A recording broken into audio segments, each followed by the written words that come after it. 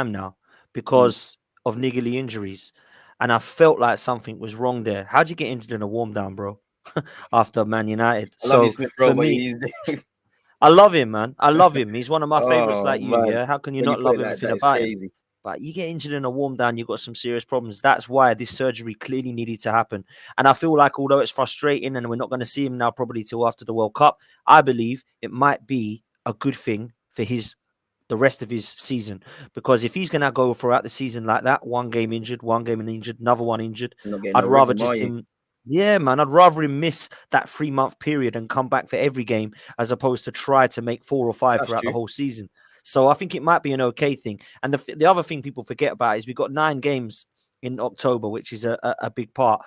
We would have been That would have been using him his one, innit? That would have and it been would have him. been his one. So it's frustrating in that way, but in a way it's good because he would have kept coming on getting niggles in those games. It might be best for him just to, you know what, lay off, get yourself back, get yourself fully fit.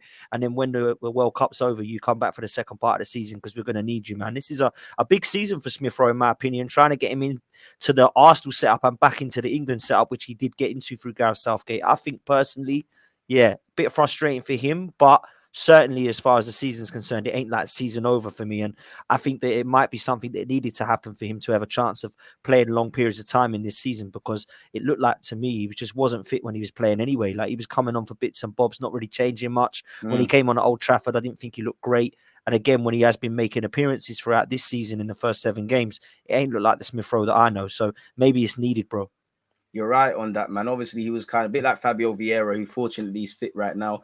You know, he was robbed of a pre-season. Like you said, you can't get your fluidity. He probably can't get any confidence. Like Smith Rowe does look like a confidence lad. Like when he's on top of the world, you see what he brings to the table. Naturally so, you're going to feel sorry for yourself. I'm no medical man and neither are you. But when I look at that, obviously he's in his early 20s and Partey's in his late 29. He's 29, late 20s. Is it a thing where maybe we should look to do that with Partey? Now, obviously, we'd lose him for a significant part, but it keeps being the same old injury. Would it be worth kind of, in your opinion, maybe seeing if that could be done so that at least for your short time you're going to still be here, we can just kind of put Partey as someone that we've got more confidence with to stay fit? This is the thing, man. Like, why do we always have to talk about this with Arsenal, man? It feels like this goes back years with Arsenal's injury records, Because doesn't it it? does, my guy. Do you know what I'm saying? Like, It I honestly 100% believe does. there must be something on the training ground. There must be something we do in training. Maybe the training ground pitch. People, Rio Ferdinand, I remember saying it was like a snooker table, but you wouldn't know that by the injury records, man. You know what I'm saying? So Kieran Tierney, Thomas Partey, Smith Rowe, Tomiyasu. It goes back further. Eduardo, Diaby, yet broken legs, never could get fit after that. Then you look at the niggling injuries we had to Thomas Vermaelen, Thomas Rosicky, players that I've even forgot about now that probably had niggling injuries Santi for had them years. here and there as well. Santi Cazorla, Theo Walcott, Jack Wilshere, Ramsey. It goes on, man. The list So is I mad. don't think we can, you know what I mean? I don't think It's we can mad. look at this anymore and say that there's not something linked there. There can't be that many occasions that that's happened in the last 15 years. But what we do about it, in my opinion, is not much at the moment until January comes. And I honestly believe that we have to do something in January to keep us afloat. Because I do believe that we have, 14 players, probably? And we need 20, in my opinion, to compete for a title. So we're about 4 to 5, 6 short. I think we could probably get by with a couple of positions. I like some of the strength in depth. I think left back's good strength in depth. Right back, I still feel we need one. But at the moment, we're looking I'm like we can agreed cover with you. there. You know what I'm Why saying? would you want another right back? Because I've said it before. Why? Because many people say, you know what, Ben White showing versatility. Tomiyasu, if fit, does his thing. Obviously, there is Cedric, which I'm not sure many people believe in, but in terms of numbers, why would you want another right back? People would say there might be other areas that need to be addressed. So everybody keeps talking about Norton Coffey. I'm happy with Norton Coffey coming through because he's a youngster, and I love the fact that we have that. The guys at Rotherham at the moment, and I was listening to someone the other day saying they spoke to guys from the Rotherham podcast, and they really like this kid, but he can't cross a ball. He can't cross a ball. Yeah, his really technical good. level's not there yet, in my opinion. Exactly, yeah. So he is not going to be ready to come into the Arsenal first setup. I'm more than happy for him to do it in a couple of years' time. Cedric, let's just not go there, man. The guy's been proven. But I ain't wasting the guy's energy proved. on that, man. I'm saying that it's done, man. The amount of times he's out of position is scary. Against Newcastle and Spurs at the end of last season, it was an absolute diabolical individual performance from him, in my opinion, right? So that's not an option. Tomiyasu made a glass, but really like him. Yeah, really, really like him. And Ben White has covered there. But what that means is you're weakening one of your centre half positions if Gabriel gets suspended because Rob Holding's coming in. I don't want that, man. I don't want Rob Holding coming in. I'm here I with like that. Rob Holding in terms of, his mentality and the fact that he loves what he's doing. But let's be honest, he must pinch himself every morning and think, how am I still here? Because he ain't good enough, bro, is he? Let's be honest. He must done. He's a bit like Jenkinson. It's like, how am I still here? No one wants to get I've rid of won me. this in the cereal box or something. Yeah, man, you're In it, right. just, you know what I'm saying? So that's why Oh I man. feel somebody like a Tariq Lamptey coming in would be that overlapping right back that we don't have. I feel like Tommy Yasu's that disciplined right back. Sometimes if you do need someone to go forward, bit like we do on the left where we have one staying and one going. If Tierney wanted to be that one that stays in this discipline, because I feel like he's better defensively than Zinchenko, and you wanted that right hand side to be elevated, I think Lamptey and Saka together could be dangerous, or somebody like that. So I look at that situation and think, yeah, I'm more than happy to get another right back in. But I wouldn't say it was a priority. I still believe the midfield, defensively particularly, is much more of a priority. And what's mad, DG, is you've got Xhaka, right?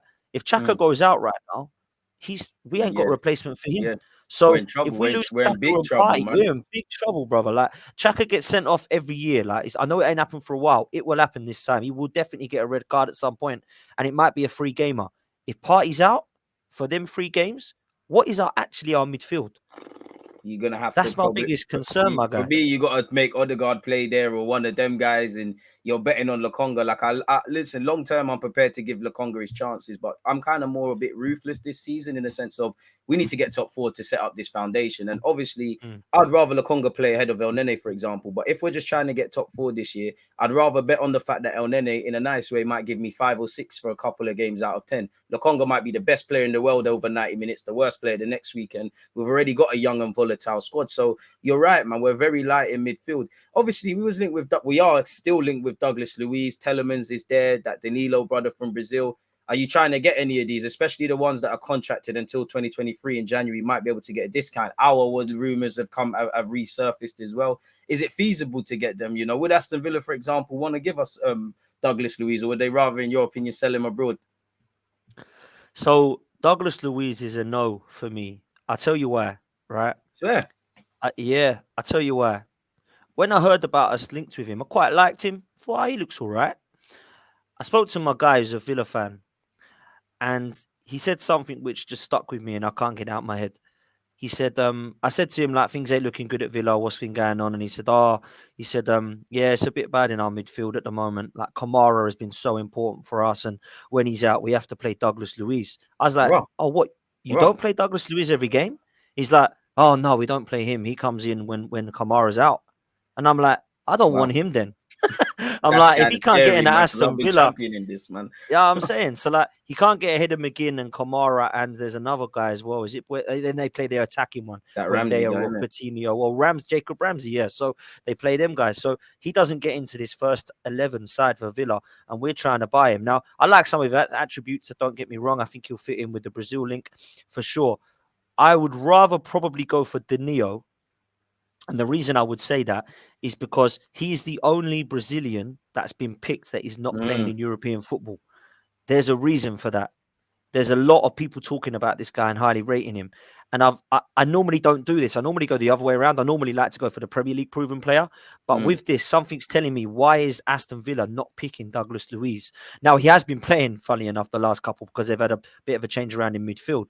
But that worries me. If he's not a starter for Villa, I don't really think I want him at Arsenal. Now, that's no disrespect to what the player does and Aston Villa, etc. It might be that Gerrard just doesn't fancy him for whatever reason. Might be a bit like they don't fancy Basuma, for example. You know what I'm saying? So there are some managers don't like players for whatever reason, a bit stubborn with it. But I think Tielemans, I've wanted for a while. I like the player a lot, and I wanted to get him. But they're saying the price is too hefty for a January and summer move. So obviously he'll be free at the end of the season. I think with Zaha, he's another one who's free at the end of the season. I think that boat sailed, if I'm honest with you. He'll be 30, I think, at the end of this year. I still like him, and I still think he probably would do a really good job. I agree. But I feel like we need to go to that next kind of level for me now. We've been told that we've got youngsters and we're sprinkling gold dust over it. If Jesus and Zinchenko are the gold dust, I don't want to be seen as going for Douglas Luiz. So, do you know what I'm saying? I want to be seeing us going for who that next guy is. And I feel like people always say to me, "Well, who would you get then?" And they get the hump. Well, who would you get then? Well, in Yeah. my job, bro, I'm not the scout. Yeah, Thank I you. You don't. said that. I don't. Thank you. Thank you. In I'll say my, that same reply, bro. I'm saying, pay me 5 million a year, and I'll go and find someone. Do you know what I mean? I'm a guy who's got an Amen. opinion on football, and they seem to think I'm the one who knows who to buy. If you, I Yeah, can give you names. I'll go and get Ibrahim Sangare from PSV. There you go. he looks I'll go lit. get him. Yeah, looks like a wicked player, but he might not be the guy. I don't know yet. You've got to go and find your Rodri, go find your Fabinho, go find your next Zaha, go find your next Especially if we're doing this Vlahovic. emerging thing, because as you've seen, once it starts getting into bidding wars and all of this sort of thing, you've got to be, in my opinion, prepared to overpay for people like Pedro Neto, for example, if you really want them. Nobody wants to sell good players. I very much doubt that Liverpool wanted to pay for as good as he is the price of Van Dijk or City with a couple, but you've got to do it. I think we go down that similar theme. Do you think Telemann significantly improves our starting 11, and where does he play? Because he probably would play with Xhaka because of Partey's flight risk, but I'd imagine that if Partey's fit and we could bet on him for the whole season, surely it would be Xhaka or Telemann sort of thing. Yeah, 100, man. And it's mad, isn't it? Because if you would have said to me over the last 4 years, who would you have in our Arsenal side, Tielemans or Xhaka, I would have said Tielemans all day long. Pick the last couple of seasons. I don't think there's much between it. And some would argue Xhaka's been better. I actually do feel the last 2 seasons, Granit Xhaka's been significantly better, and if not one of our better players. And it's mad for me to say that. I agree because you're watching the games. That's why it's not mad. You just got to be fair, man. You're being fair, Yeah, bro. of You're course you watching the have, man. games, Of course. And, I'd still take Tielemans because, as we've just said, there's nobody after Xhaka. And if Tielemans and Xhaka have to fight it out, that's what I want to be seeing. So I'd take him 100% Amen. still. When it comes to another defensive midfielder, I believe it needs to be someone who's like proper up there with Partey. And I just don't know who that is out there at the moment. And like I say, it needs to be someone that we scout that's going to be like a Rodri or Fabinho that comes in and goes, wow, this is amazing. We didn't see this guy out there. I think when you look at the kind of Vlahovic and the Darwin Nunez's types, I still feel that's a type of style that we don't have and that we do need, like an Olivier Giroud type who can come on and give us a different dimension, who, by the way, is still banging in goals. It's unbelievably he's almost what an got underrated guy, man. Record, bro. Honestly, brother, what an underrated centre forward that guy was. When he was with us, everyone slated him. Wrong, man. Oh, man, did we? Man, unbelievable. And the last thing I'll say on this is, for me, when we look at it, and I know we're looking far ahead now in terms of the summer window already, but I do believe personally we need the kind of Tammy Abrahams type to come in. Oh, how are we going to get him when Jesus is already there? I'm sorry, mate. We're a big club. Go get them to compete with them. Put if the you don't money want down Tammy and fight it Abraham, out. exactly. Tell him, all right, you don't want to come in. If you don't want to come in and fight for your place, bro, then you can stay at Roma. I don't want you. I want someone to come into the Arsenal that can say, I can fight Jesus. Jesus is quality, but I can fight him. I'm better. Yeah, I should be And that's playing. what I want. I want that attitude at the club, man. And, go and find your another Vlahovic. Go and find your next Darwin Nunez who's killing it out there. Go and buy him. That's the way it should be. Our scouting should always be like that. Leicester don't sit there with their Leicester fans and say, well, Mahrez is off. Who do you think we'll go and get? Harvey Barnes. Oh, he's no good. He's rubbish. Or actually, Harvey Barnes has come in and been wicked. Do you know what I'm saying? Indeed, he come in and replace Kante. You know what I'm saying? All that you got at the back, you got Soyuncu that come in. Johnny Evans are coming. Harry Maguire are coming. All after Leicester have won the league, they've replaced players with players that are either as good or not, if not better. I think that's what we need to do. Arsenal don't do that. They just, there seems to be this massive love session for Edu and Arteta that if it don't go right, they'll just make excuses as to why it hasn't gone right. We tried in the trial. Try harder, please, because we're actually trying to go for a title. Some of us want to go for a title. Do you know what I'm saying? So it's like, oh yeah, we're gonna have a great window, like 8 or 9 out of 10 window. Jesus and Zinchenko. That's not an 8 or 9 out of 10 window, bro. We had about 4 or 5 positions still short. I gave it a 6 before we signed Zinchenko, and I said I'll give it a 6.5 to 7 now, but hopefully it'll go to an 8 or 9 if we get a couple more in. And it stayed at that 6.5 to 7 for me because I didn't feel that Jesus, as great as he was, I mean, without Jesus, it would have been about a 4. Do you know what I mean? So you can't give it an 8 out of 10 just because one player's come through the doors. You know what I'm saying? It's we need to look at it realistically, man. And yeah, it's one of those for me. So, I would have taken Douglas Luiz in the summer until I started to look at what he was doing at Villa, and I didn't realize he was hardly playing. He's hardly playing. So if he's not playing for Villa, is that a good signing for Arsenal? Man, listen, maybe it would be. I don't know. I'm with you, man. I just feel positions with certain runs of form. I do think our fans, there's two extremes. You're either very doom and gloom or you're very excited. I think there's lacking balance. I do like what Arteta and Edu have done in the transfer market, but we always leave ourselves short. You know, if you know in your fridge, if you know in your kitchen you need milk and bread, there's no point going to Sainsbury's and just buying milk. How you gonna make a sandwich? I just feel we sell ourselves short in midfield. Since I've started on YouTube, I've been very critical about signing a midfielder. I know we brought in Partey, but we left ourselves incredibly short. And I do think while you deserve praise for some of the signings, like you said, you deserve question marks for midfield. And that's why any consequence of injuries or whatnot, I have no sympathy for Edu or Arteta. Because like you said, if we tried, fair enough. But as you said, it's a results-driven business. Trying isn't good enough. We needed to get a midfielder in. Cool, if you didn't bring anyone in, if I look at it on a devil's advocate thing, you might reckon that there's people in the squad that you might be able to get a workaround, whether that's Lokonga, whether that's changing it up with Fabio Vieira, Zinchenko, Odegaard, Smith Rowe with fit, doing something in the middle. If I don't see that, then there's no excuses, because we need to learn from last season. There's many reasons as to why we didn't get top four, as you know, but one of them was our depth. We over-relied on Holding, Cedric, even El Nene, who done well in our part to keep it ticking along, but when it was crunch time, there's no romance around it. Tavares as well, so we left ourselves short, and that's why I think ultimately, if we don't get top four, there needs to be a lot of questions. I'm not saying to sack Arteta because context is key, but I think there has to be question marks because money's been spent. He's been given a new deal, been given the manager role. You know, I actually think he's got more of a say than Edu when it comes to transfers. And for me, with Edu, you've done a lot of good things, Brazilian influence, all of that stuff. But I just feel like with Jan in the summer, when it's crunch time, you got to be able to pull a rabbit out the hat. And I don't think he's quite been able to do that.